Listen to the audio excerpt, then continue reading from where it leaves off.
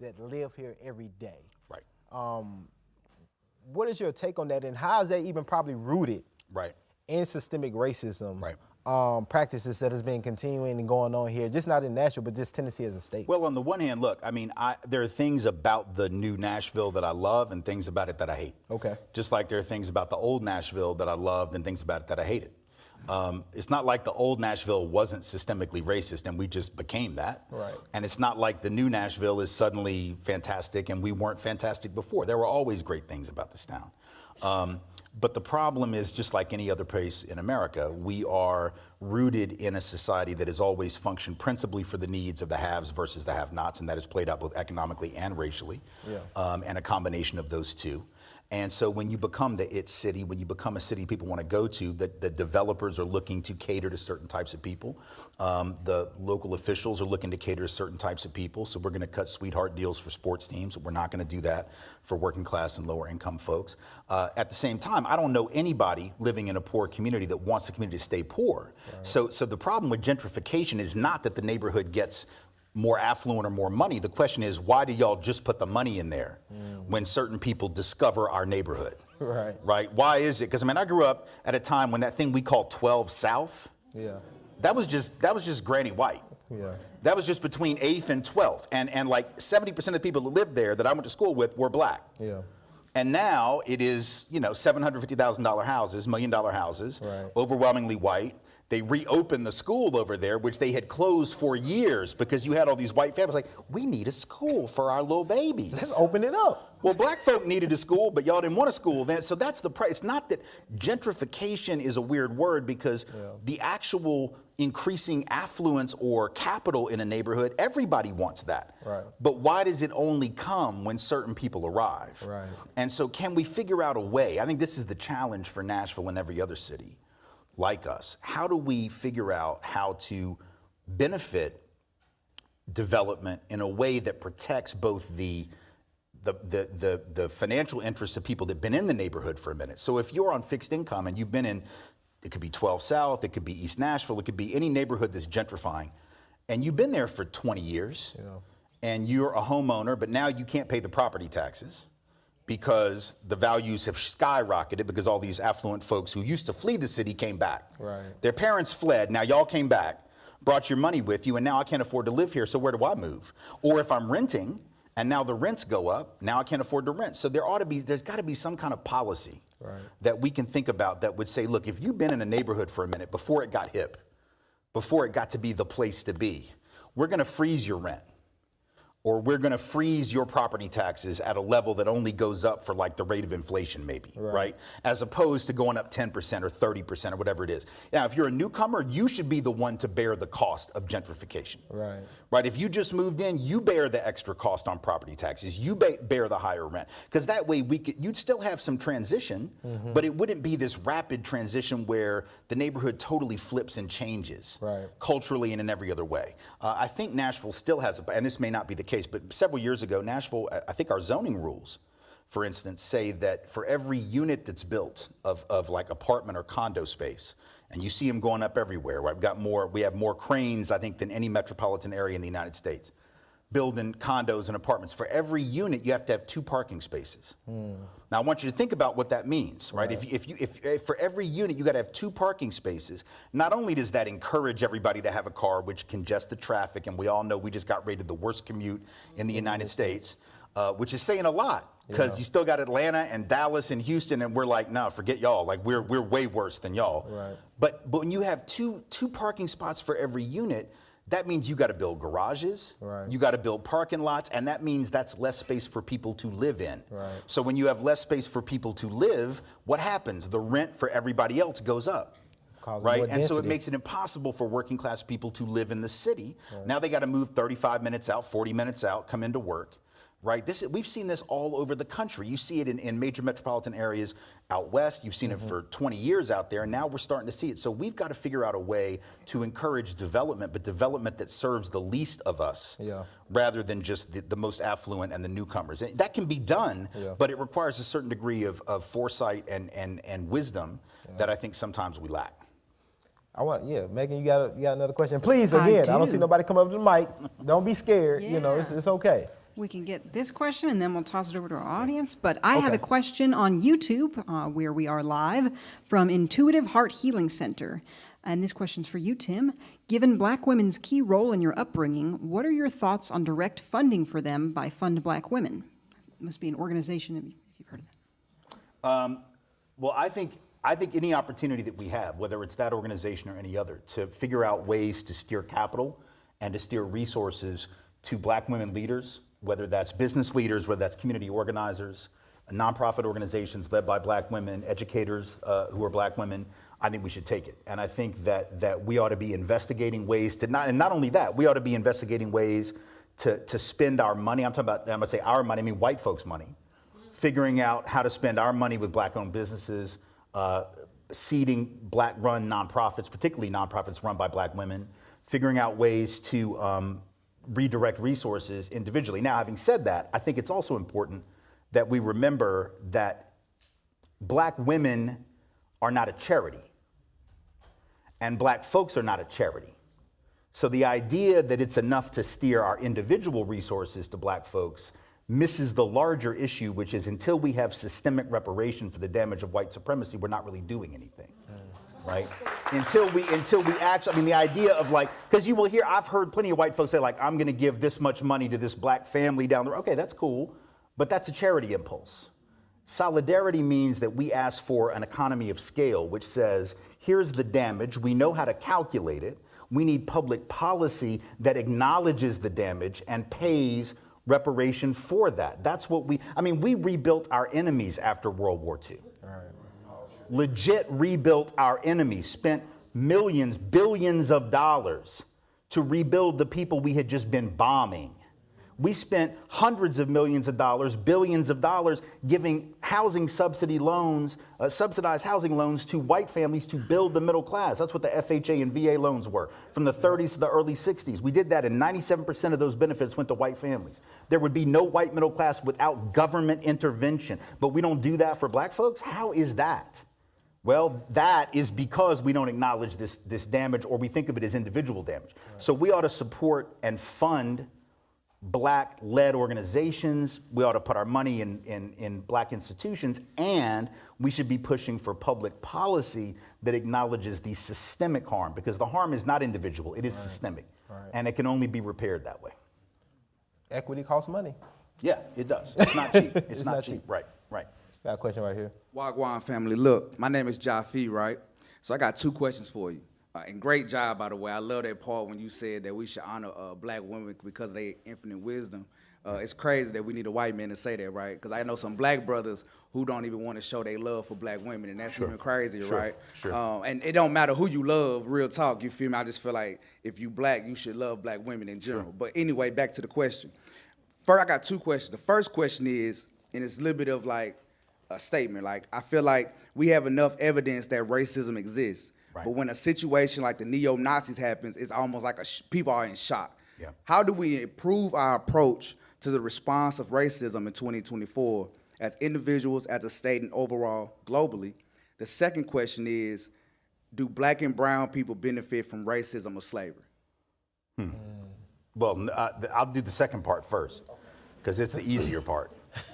Yes, that's not a tough question. I will have to disagree with brother. Yeah, I will disagree with Brother DeSantis and his folks. I don't believe there are any benefits from enslavement or racism. Really? I know that's a controversial statement. Right. I know that was a hard one. That's calculus. Right. Yeah. The first part is trickier, because how do we improve our response or our reaction? I think number one is we improve it by not being shocked. Part of the problem, right, is that when we get shocked, and this happens every time.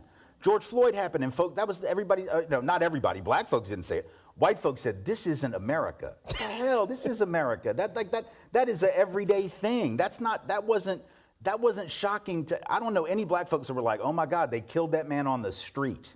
Yeah. But there were a lot of white folks like, I can't believe that happened. Now, on the one hand, look, if you're being shocked, we'll send you into the streets to protest. Okay, all right. But here we are, right, 3.5 years later, and folks apparently moved on, I guess. some people have moved on. So stop being surprised. Look, the whole history of America is this history. And which is why they don't want to teach it. It's rooted. Because they don't want us to understand that. The reason that they want to pull these books off the shelves is because you had a lot of young white folks that were starting to follow the wisdom of black people and listen to, and it was like, we can't have that. We have to pull these books out, because if you know the history, you think about young people, children, right, have this innate sense of justice. Right. Children have an innate sense of what is fair and what is correct and what is right. It's only later when we get older that we wring all that out of us in the name of paying our mortgage and paying our bills and getting ahead of other people. Kids don't think about that. So you want to get people while they're young. Right. So part of the way we have to respond, look, the thing about them pulling these books out, there was a great article in either the New York Times or the Washington Post last week that was talking about black families that in the midst of this assault on real history have decided, listen, we're not going to wait around for y'all to teach it. Right. We're just going to teach it. Right. We're going to do it in our homes, in our churches, in our nonprofit organizations. We're going to do it on the weekends. Right. It'll be an extracurricular thing. We're going to teach our children what y'all don't want to teach them. White parents should be doing the same thing. There's nothing that says that white parents have to rely on what the K-12 schools feed their children. Right. I wouldn't have. Right. Thank God my parents didn't, because like I said, I wouldn't have learned any of the stuff that I knew from the schools I attended, but my parents taught me things. Yeah. So we have to take, it's a little bit of that. You know, like when you wait around for the schools, if you trust the educational system to be anti-racist, you haven't been paying attention. What? If you trust institutions to actually challenge racism and racial inequality, you haven't been paying attention. Right. So you have to do a lot of that on your own. A lot of that is that personal stuff we have to do in our own families. So I think that's part of the response we have to have. We got a question online, Megan? We do, and then we can toss it over to the audience questions in studio. The question is, didn't know about last week's neo-Nazi march until afterwards. They have a right to march. What should we have done? Man, it's a hard one. I don't know what I could advocate without getting in trouble. There's many things that could have been done. A lot of things could have been done. Well, look, here's the thing. I suppose it's fair to say they have a right to march. I suppose you have a right to stand in the middle of Central Park and yell racial slurs. But if you do that, it makes you a horrible human being. And the rest of us have the right to tell you that you're a horrible human being. So what we needed on Broadway when they were doing that was a lot more people calling them who they were. Yeah. And we had one guy. I don't know if y'all have seen the videos. I've seen one guy. And he was like Australian, I think. I don't know. I mean, tell his accent. I think from his accent, he sounded Australian to me. I don't know for sure, but he definitely, you know, he didn't sound like a local Nashvilleian. I needed to hear a local, maybe he was, but you know, maybe it was Keith Urban. I don't know who it was, but you know, I don't know. Nicole Kidman might have been yelling at it. I don't know, we need some people. I need some people that sound like they just came out of Tootsie's. To yell at those guys. That's what I need. Now, I mean, I could argue that, you know, some beer bottles could have been thrown, but I mean, I'm not advocating violence. I'm not saying that. I'm just saying it could have happened. Yeah. And if it had happened, I wouldn't have shed a tear. Right. But no, I think we have to be as forceful. The fact that people have the freedom of speech, people sometimes I think react to that by saying that therefore we should somehow not shout people down. But my freedom of speech says I get to say whatever I want to you. Yeah. And if I'm down there when that happens, I need to have more than one guy yelling at guys they're marching with swastika flags. This isn't even like, are they Nazis? I don't know. Like even the local press was like, you know, put Nazis in quote marks. What's the quote mark? It's a swastika. Like what is the debate? They're not pretending to be, this is not cosplay. Yeah. This is not the Renaissance fair, right? These guys are straight up Nazis and we're still acting like they're not, or they're idiots or whatever. And they're staged. They're agents. Yeah, well, they think they're federal agents, right? Of course. Yeah. And so part of it is we need more people. I need, if you've got a group of people marching in your town yelling, deportation will save the nation, which is what they were yelling, or there will be blood, which is that group's favorite line. There will be blood. Well, if there is, it's not all going to be ours. Yeah. Let's just say that. Yeah. Like, you know, that there might be, but it won't just be ours. Right. And I need somebody to be able to stand up and say, because like I said, our grandparents knew how to deal with Nazis, and I'll just leave it at that. Yeah. And we apparently forgot. I wanted to ask you a question about DEI. It's a hot topic right now. I have a lot of conversations with people about it, and the people that get the most frustrated when I'm trying to explain the concept are white folks. So I guess Really? it's a two-part question. Why do you think white folks get so upset about DEI? And the second part is, how would you, as a white person, explain the importance of something, of these programs like that? So it's actually a really interesting question, and I have an easy answer for it, but it's, I mean, the easy answer would be, well, they get upset about DEI because it challenges their position and their power, and that might be true for some people, but I think actually there's another answer, and I've actually worked as an expert witness on a couple of lawsuits. I'm working on one now where, some disgruntled white person thinks they've been victimized by a DEI policy, and I'm being called in to explain why they're wrong, basically. And what I have learned in my 30 years plus of doing this work and from the social science literature is that there are a couple of relatively innocent reasons. In other words, it's not just that they're racist, or it's not just that they're wanting to preserve their position. That might be it.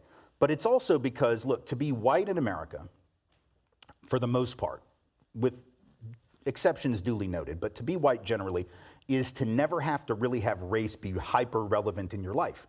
So you're working in an environment where you're not having to think about it much.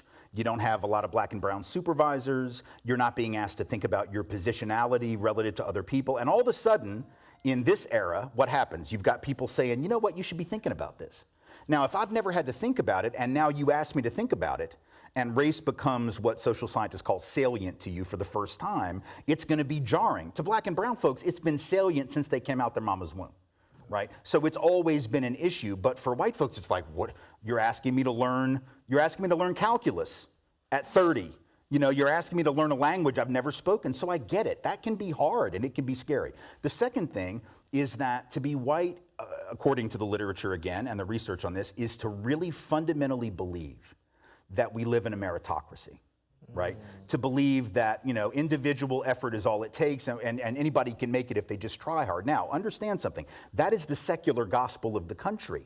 That is Genesis 1:1 in the Bible of Americanism. Anybody can make it if they try hard. Well, if I believe that, and I never question it, I never interrogate how true that, it's a lovely statement, right?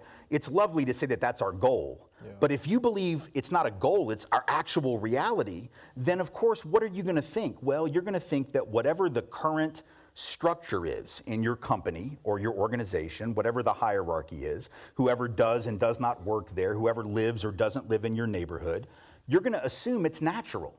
The people that run things because they're just better.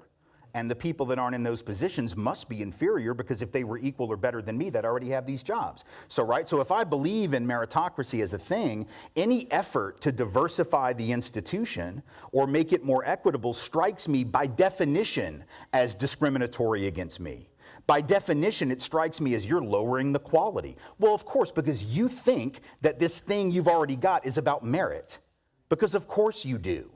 Because white folks have had the luxury of believing that we got our jobs based on our hard work, not the old boys networks, not connections, not somebody putting in a good word, not superior resources in K-12. So if I have been protected from thinking about race and questioning meritocracy, then anything that asks me to think about the injustice of the system strikes me as this bizarre kind of anti-white, you hate white people kind of thing, when that's not at all what's going on. But that's the context, I think, for why.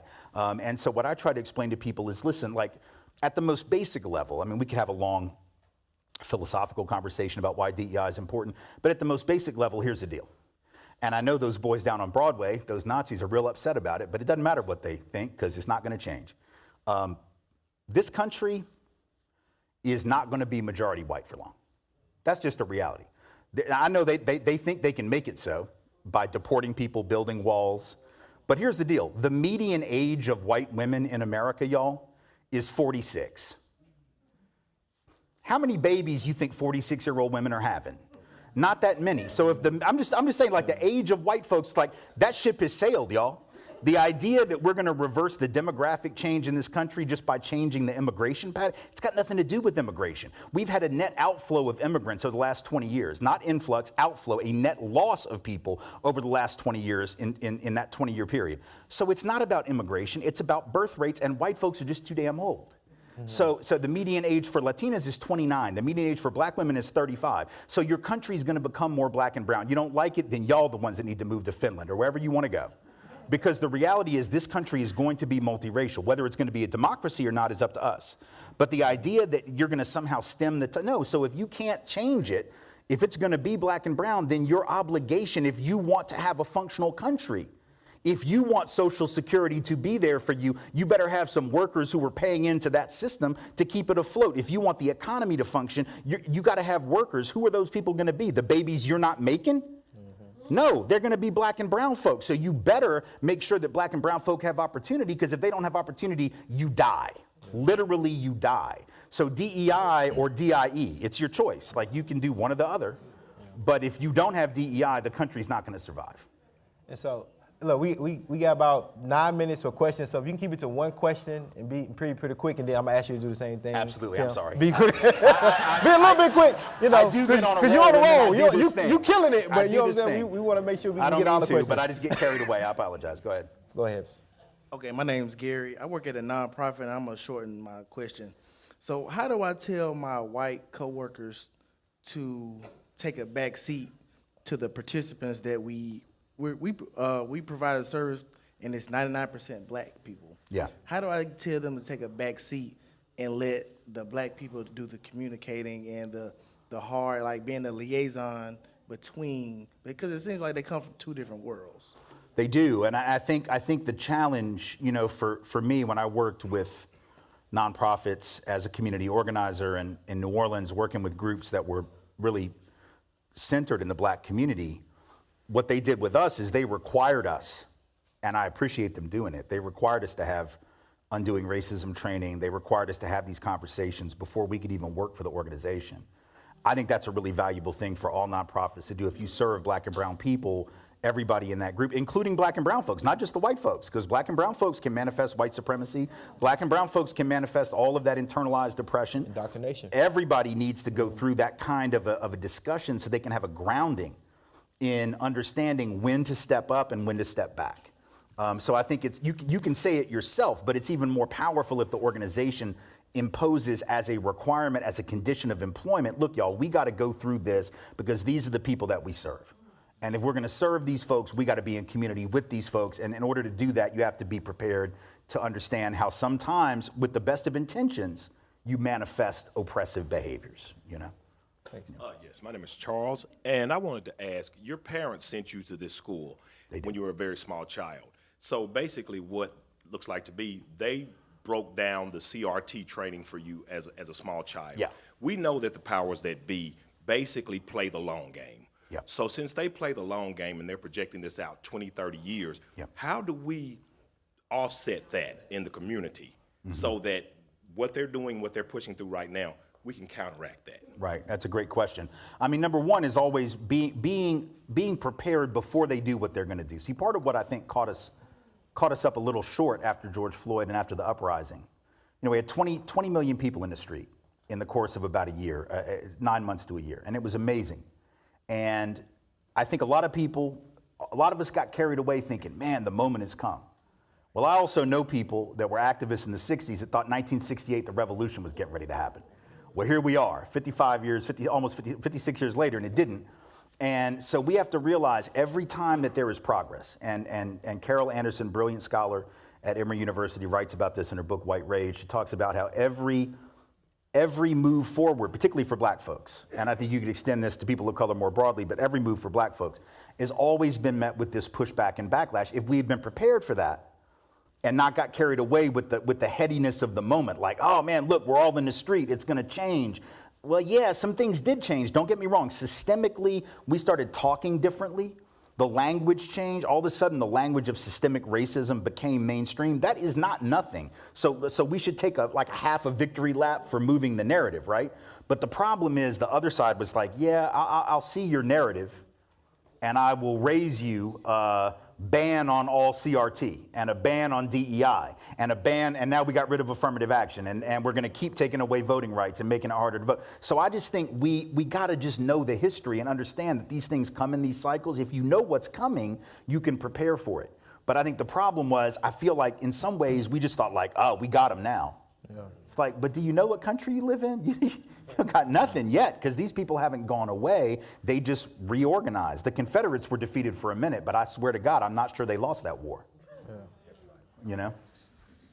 All right, so we got about 5 minutes left, so okay. Tim. I'm trying. Right. That was shorter than my normal answer. Hi, Tim. Hi. I'm Carrie. This is my sister Carmen, so hopefully she can answer your question too. Okay.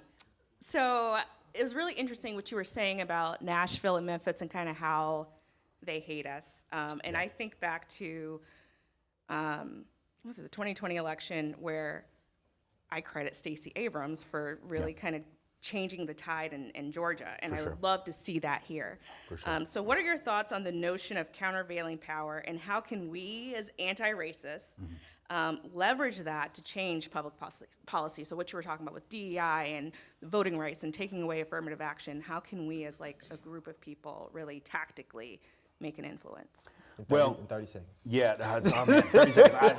Because I want to get to everybody else's questions. Lord, all I can say is we can follow Stacey Abrams' model a little bit here. It's not as easy because the demographics are not as favorable perhaps as they are in Georgia on the whole, and not as favorable here, let's say, as they are in Atlanta.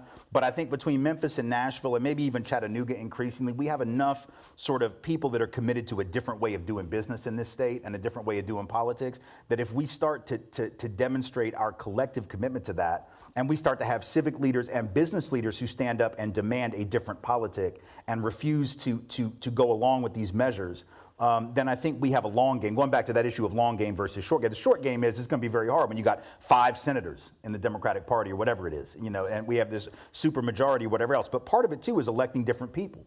And part of it is saying, if you're not happy with who's running the state right now, then we need to start running people for office. And we need to start running people for city council and school board. All these people on the right are taking over. This is what they did 25 years ago. They committed to taking over local and state government. And a lot of other people with a D in front of their name were just focused on getting the presidency. And I understand the value of the presidency, particularly right now, but I'm also going to tell you, if you let them take over the state and local government, the president doesn't mean anything. And Congress doesn't. So we have to start running people for office that are about something. And I think if we do that, we'll see some folks win that we might not expect to win. I know that's more than 30 seconds. Sorry, but done. Moving on. Go ahead. Thank you, Tim. I'm Carmen. So I've been working in tech for a while, and in 2022, I'm sure as you know, there's been a huge influx of layoffs that have just happened all around the country. There have been a lot of conversations around, is DEI dead? Google and Meta in 2023 have cut their diversity programs and their teams significantly. These teams that they put in place during George Floyd times to just kind of save face. But they're cutting these programs and cutting them by 90%. And they're spending a lot of that money and forwarding it to AI now, which can't even identify Black and brown people, by the way. So these huge companies are leading the march to for other companies to follow suit. And this, you know, impacts Nashville and our corporate businesses. So what can we do to counteract that? I mean, I think we just have to challenge the ethos of tech. 30 seconds. The ethos of tech, of all the industries out there, the tech folks are the ones who are most bought in to that notion of meritocracy. They just honestly believe there's a subjective way to rank 335 million Americans from 1 to 335 million. We have to be challenging that very underlying notion, because the reason they can get rid of DEI efforts is because they never believed in them anyway. That was all PR for them. I mean, I did a talk at Google like 9-10 years ago. Google's a big company. I went to their campus. We had about 20 people in the room, and 17 of them were Black. You know, so I mean, what does that tell you? Like, this was not a group of people. They didn't care about that. Their thing was, can you code? Right. Like, well, I mean, I don't know. Like I told you, I can even do calculus. I can't do chemistry. I can't do anything. I can run my mouth, but y'all clearly don't care about that because you didn't show up for my talk. So we have to challenge the underlying logic of tech, which is, oh, technology can solve every problem. So they think AI can solve every problem. They think an algorithm can solve every problem. They think that if we have, artificial intelligence or we've got programs that can tell you who's going to reoffend in the criminal justice system, well, all that stuff is based on the data that you fed it. So if you feed it biased data, it's junk in and it's junk out, right? But they just think, well, every solution has a technological problem, and we'll just tech our way out of it instead of actually acting like human beings and figuring out ethical solutions for the problems that we have. We're so bought into STEM that we're forgetting about what I call MESH, right? Which is media literacy, ethics, sociology, and history. We don't care about MESH education.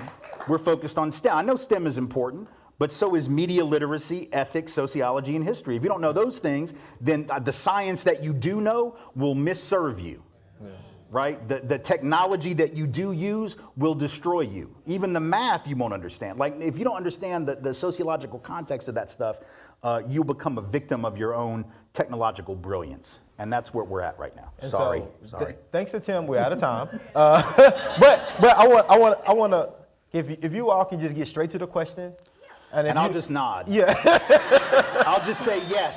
And then we get straight to the question, Yes. and then Tim can, if you can, I promise. if you can abbreviate a little bit. I promise. You know? Fortune You're killing cookie- it. You're on fortune fire. cookie version. Fortune But cookie man, version. I promise. Okay. thank you. Sorry. My name is Zaya. I promise I'll make this quick. So, do you think that we make like this too much of a literal black and white issue? Because I mean, I've been to study abroad, and I went to England, and being black there is completely different from being black here. Right. So, do you think that most of the issues here stem from a class problem, like coming from the top where there really is real racism and trickles down to the bottom, affecting the lower class communities? Like, you know, there's not just black and white. Like, white doesn't just mean you are a literal white person. Like, there's Germans, Italians, like, there's so many different types of people, and we kind of condense it into just this one mush, and then we kind of just like, oh, they're bad. We villainize everybody. So, you know, like, acknowledging that there's not just black and white people, but there are also other people who are affected by these issues. So, Of course. yeah, do we make it too much of a black She and white said issue? she was gonna be quick, Tim. She All lied. right. She lied. I She promise I lied. will- But I need you to be quick. I'll be quick. Look, there are a lot of different groups and a lot of different folks of color who experience racism and white supremacy in this country. But I think anti-blackness is the core of it. And I think we have to understand that anti-blackness is the core of what we've had as a system. And the whole history of the country is about taking all those other groups and playing them off against black people, including those white ethnics, Italians, Irish, Jewish folk, and actually saying, like, who you want to get down with, them or us? Because when the Irish came, they were told when they left Ireland, you are to join the abolitionist struggle because we were the slaves of the English. Right. And what did the Irish do when they got here? Well, some of them decided to join the abolition struggle, and some of them decided to burn the orphanage on 43rd Avenue in New York City because it was filled with black children, and they wanted to let you know they were not going to go to the Civil War to fight for the end of slavery. So every era has been about playing off all these different groups and making sure they knew you don't throw down with these people, meaning black people. So it's not just a white-black issue, but we have to understand the core of anti-blackness that's at the heart of the history of the country, for sure. Yeah. Last one for the Thank you, road, Vic. brother. How you doing? Qasim Bagani, fellow Nashville native. I got a very straightforward question. Let's say we have 20 years to actually move the needle. Yep. Earlier you mentioned policy making may not be it. Right. Hell raising may be it. Yep. What's the one thing black folks can do to actually move the needle, and the one thing white folks can do to move the needle? I think in some ways it's the same thing. I think it is about realizing that our children are the targets of those who want to end multiracial democracy as a possibility. And they will stop at nothing to propagandize our children, to turn our children against one another, to create a doubt that multiracial democracy is even possible. So our job, whether it's black folks or white folks or any folks, is to make sure that we are raising our children, that we are teaching our children what the schools ought to be teaching but cannot be trusted to teach, what the government ought to be saying but cannot be trusted to say, right? We have to do that. Our children are fundamentally ours to educate first and foremost. And so part of it is ensuring that they are immune, or at least as close to immune as possible, to the nonsense that is coming from people in positions of power. There's a lot of other things we can do, but I think that on a day-to-day basis, right, that is the thing. We can do that in our own homes. We can do that in our own churches and synagogues and mosques and institutions, and so that's the thing, is organizing where you are. We sometimes think big. It's like, well, we got to have a march or a demonstration or a sit-in. Those are great, but some of that stuff is performance. On a day-to-day basis, it isn't about being in the streets all the time. It's about what are you doing when the doors are closed and you're home and you know your kid is playing a video game or whatever they're doing. Like, that's cool. Diversions are fine, but it's also time to learn some stuff, right? It's also time to be like, hey, you know, I mean, the Panthers, one of the things the Black Panthers did that was so important was they did popular education. That, you know, you had folks in the neighborhood that would come in 2-3 times a week and learn about the history of the country. Like, and this was some of the poorest communities in places like Chicago. Fred Hampton would just gather, Mark Clark would just gather people, and they would just have popular education, learning about the stuff. The schools weren't doing it. In Mississippi, they set up freedom schools in Freedom Summer 1964 because they shut down in Mississippi schools for black kids. They didn't want black kids going to school with white kids. So they'd, like, after 8th grade, they would just shut down the high schools. And so you had organizers come in, set up freedom schools, teach black history, teach, you know, these things that otherwise were being missed. That's revolutionary stuff, right? Right? Actually taking control and taking charge of our children's education in our own homes, I think, is one thing, and maybe the most important thing that we can do, because that's how we grow revolutionaries. And I don't mean revolutionaries in the bomb-throwing sense. I mean revolutionaries in the cultural sense, actually taking charge of the country and changing it into what it needs to be. I told you it'd be short. I lied. You lied. Appreciate it, man. Thank you. Give it up for Tim Wise. God damn. Yeah, you need the water now. You need the water. I just want to say, it's done. We're over. Y'all did an amazing job. Y'all was an amazing audience. I hope y'all enjoyed this show, this Q&A, and we definitely want to do more of this in the future because, you know, not only does the country need it, Nashville need it, Tennesseans need it. And in order to do that, you all need to support MPT, support your public media. We have a survey in the back, a QR code that I'm going to encourage you. I come from an organizer, so this is your action step, right? We never leave without giving some type of action step. So your action step is you got to scan that QR code in the back. You can do so while grabbing more pizza, but take that survey and let us know, you know, what more guests would you like to have? What other topics would you like us to talk about? What do we need to talk about? What do we need to tackle here in Middle Tennessee, and Nashville being the hub of Tennessee, and actually one of the hubs of the United States, as Tim mentioned, when it comes to social change. Like, we're one of those meccas, and we got to start wearing that with pride. And as a Nashvilleian myself, that's what I love to do and I love to explore. So scan that QR code. Support your local MPT PBS station, donate, become a member, all of those things, right? And you can do all that. It's QR codes to get all that information. So I'm challenging you. That's your action step. If you don't do it, you failed. It's over. You're not a good person. So thank y'all again. Can we just give it up one more time for Tim? Thank you, sir. Appreciate it. No, I appreciate it.